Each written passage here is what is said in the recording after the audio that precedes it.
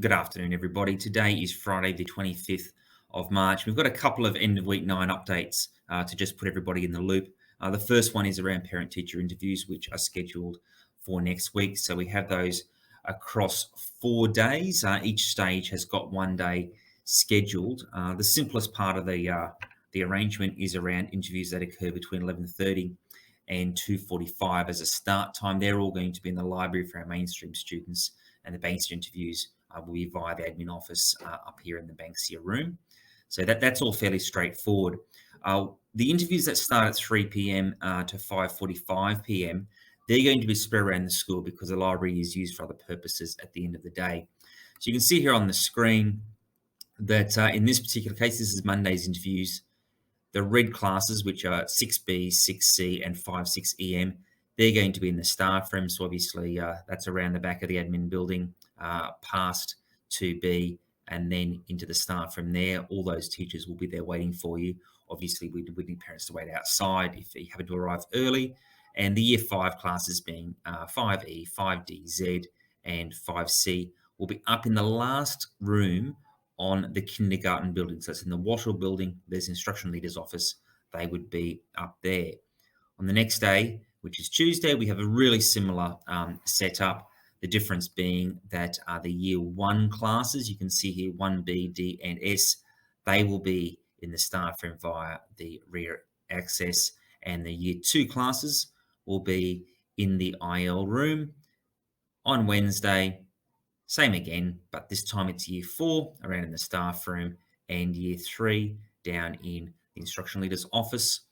And Thursday is probably the simplest of all. It's just kindergarten, and all of the kindergarten interviews all day, right from 11:30 through to 5:45, will be in the instruction leader's office, which should make life fairly simple for everybody, I think.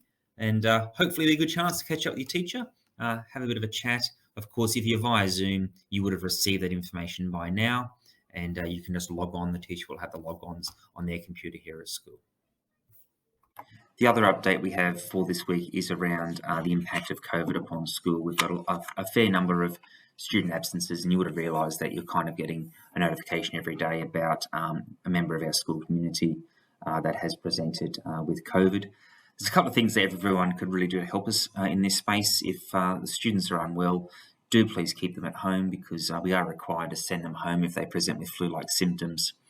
And certainly if the child is a household contact, it's really important that they do actually stay at home. So if there's someone in your household that has been confirmed as being COVID positive, and the health advice is that the children are household contacts, they would need to stay at home. One difference in that guideline is if you are recovering from COVID, you've tested negative and you've come back to school, and then another member of your household becomes COVID positive within 8 weeks, that initial member of the household is no longer a household contact. They can continue to come to school. So there's a little bit of changing advice. There's a link on the school website that you can follow through, but I would ask for some really good cooperation around that.